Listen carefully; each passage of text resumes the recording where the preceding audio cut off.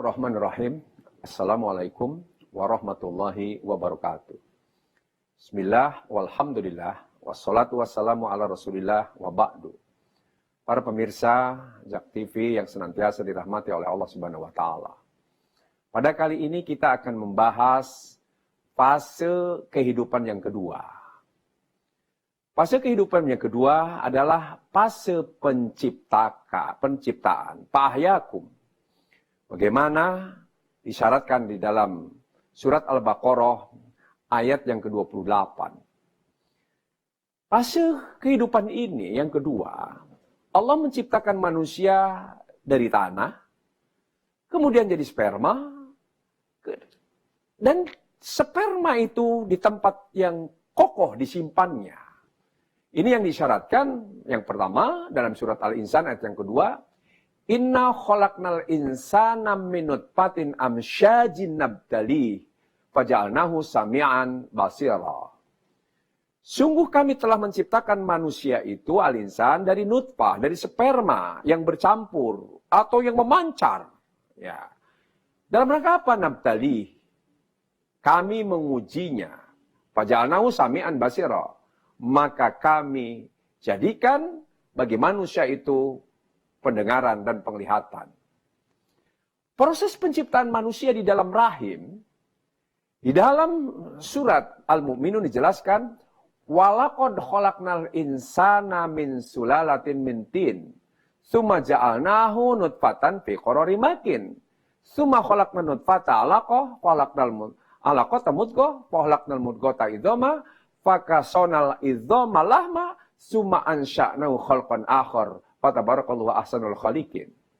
Sungguh kami telah menciptakan manusia itu dari saripati tanah.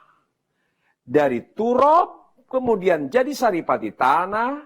Karena tanah yang subur menumbuhkan tanaman yang subur. Kemudian berbagai buah-buahan, termasuk padi, gandum, mangga, duren, semuanya dimakan oleh manusia, maka jadilah saripati.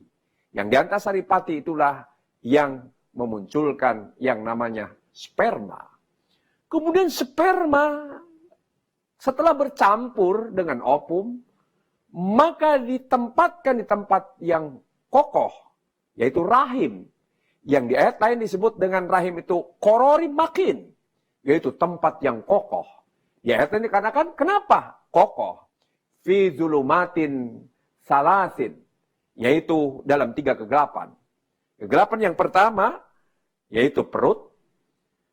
Kegelapan yang kedua adalah rahim.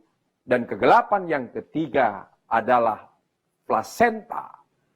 Itulah sebabnya, dari situ Masya Allah, manusia itu betapa semua kita, setelah akhirnya dari sperma menjadi darah yang lengket dijadikan oleh Allah gumpalan darah jadi gumpalan daging jadi tulang belulang kas dibungkus oleh daging, baru ditiupkan ruh.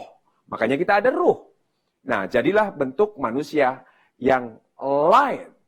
Semua kita yang hidup ini pernah hidup di alam rahim sebanyak atau selama 9 bulan. Itulah sebabnya semua ibu kita pernah isar, lebih mengutamakan janin kita di dalam rahim.